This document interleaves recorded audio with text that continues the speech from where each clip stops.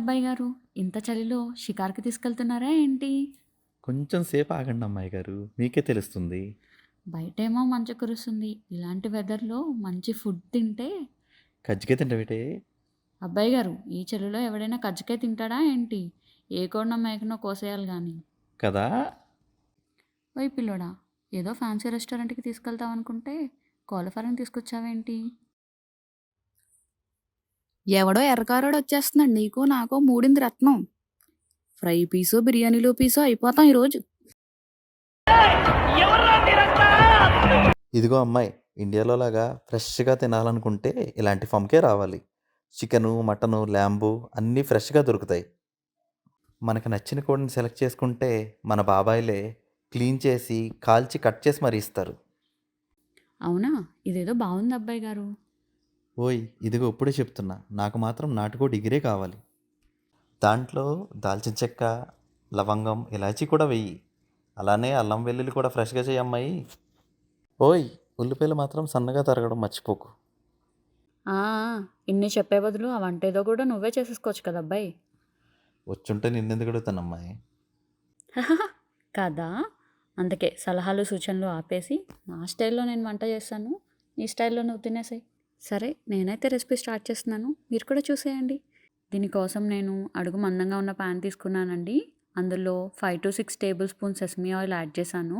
Oil heat అయిన తర్వాత 2 ఇంచుల వరకు దాల్చిన చెక్క, 5 ఇలాచీ, 4 లవంగాలు, 2 బిర్యానీ ఆకు యాడ్ చేసుకొని లైట్‌గా ఫ్రై చేసుకున్నాను.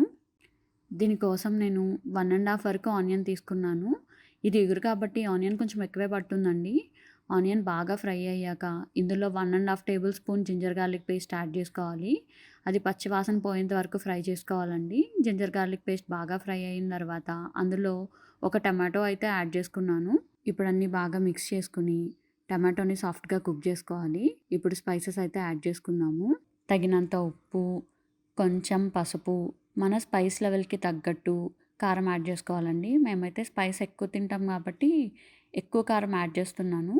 ఇంకా కొంచెం ధనియాల పొడి, కొంచెం గరం మసాలా, కొంచెం చికెన్ మసాలా. మేమైతే ఆచి చికెన్ మసాలా యూజ్ చేస్తామండి. అది చాలా బావుంటుంది. చాలా ఈజీ గూడా.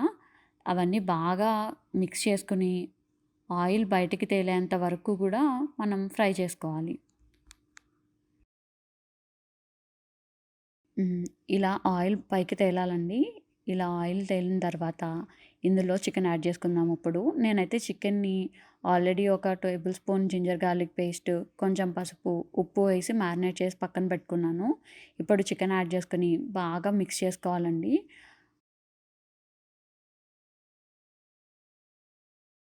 తర్వాత ఇందులో పచ్చిమిర్చి యాడ్ చేసుకొని మూత పెట్టేసి అలా వదిలేసానండి. ఆ చికెన్‌లోంచి వచ్చిన వాటర్‌తో కుక్ అయితే చాలా బావుంటుంది. ఆ చికెన్‌లోంచి మొత్తం వాటర్ బయటకొచ్చేసేయాలండి. అప్పుడే మనం వాటర్ యాడ్ చేసుకోవాలి. ఇందులో చూస్తున్నారు కదా! చికెన్‌లోంచి వాటర్ బయటకొచ్చింది. మళ్ళీ బాగా మిక్స్ చేసుకొని ఇంకొంచెం సేపు మళ్ళీ కుక్ చేసుకుందాము. చూసారు కదా! చికెన్‌లోంచి వచ్చిన వాటర్‌తో ఎంత బాగా కుక్ అయిందో. ఇప్పుడు ఇంకొంచెం వాటర్ యాడ్ చేసుకొని ఒక 15 మినిట్స్ వరకు కుక్ చేసుకుందాం. అది బాగా కుక్ అయిన తర్వాత అందులో కొత్తిమీర యాడ్ చేసేసుకొని స్టవ్ ఆఫ్ చేసేసుకుందాం. అమ్మాయి గారు గుమగుమలాడిపోతుంది. కర్రీ రెడీ అయిందా లేదా? ఒక పక్క ఆకలేసేస్తుంది. రెడీ అబ్బాయి గారు. పదండి ఒక పట్టు పట్టేద్దాం. పద పద.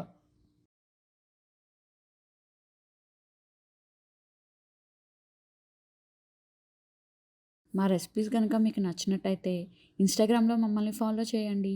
అంతేకాకుండా యూట్యూబ్‌లో సబ్స్క్రైబ్ చేసుకొని, లైక్ చేసి, మీ ఫ్రెండ్స్‌తో షేర్ చేసుకొని, మరిన్ని వీడియోస్ కోసం ఆ బెల్ ఐకాన్ కూడా క్లిక్ చేయండి. ఉంటానే మరి.